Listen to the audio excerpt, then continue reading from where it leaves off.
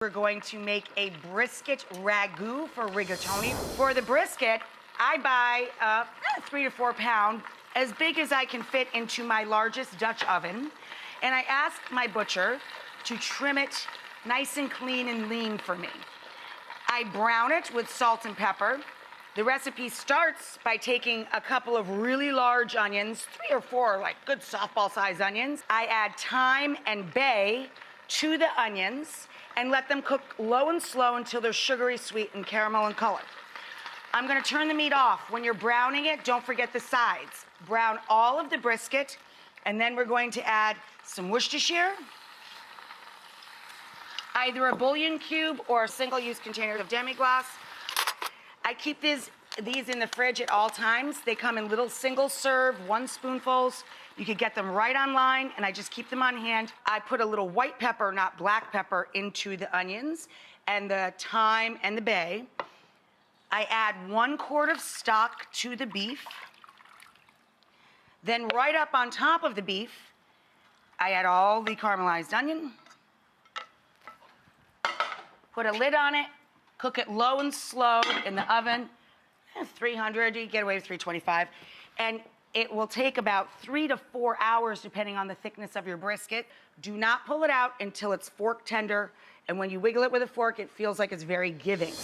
This is brisket the first night, right? Just sliced brisket with the caramelized onions and some of those beautiful drippings right down through the middle with some simple carrots, parsnips, whatever vegetables you like on the side.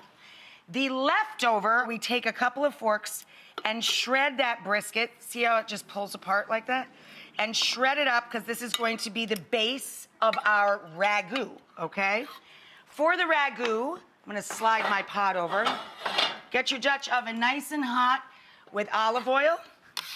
Add carrot, celery, onion, your usual suspects. Let that sweat out. And we're gonna throw in a good full handful of rosemary, salt and pepper.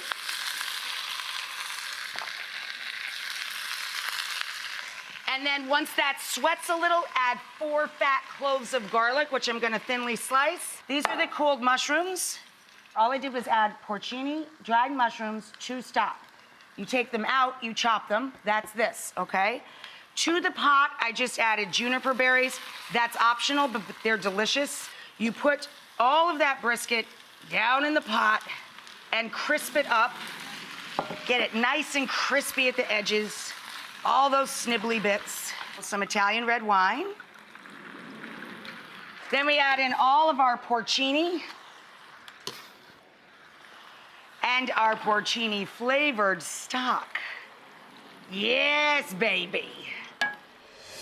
Undercook the pasta by 1 minute.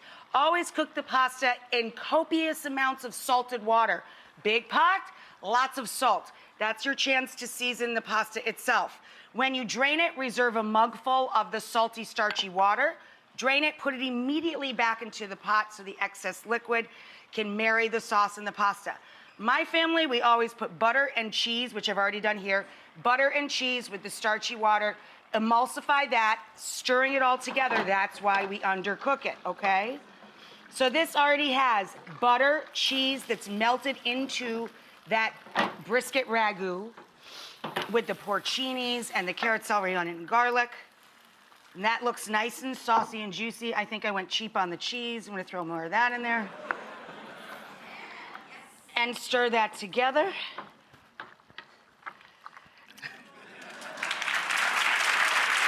We're not done. Then you put the rigatoni in a big, beautiful bowl and top it with more of the shaved brisket and that beautiful sauce.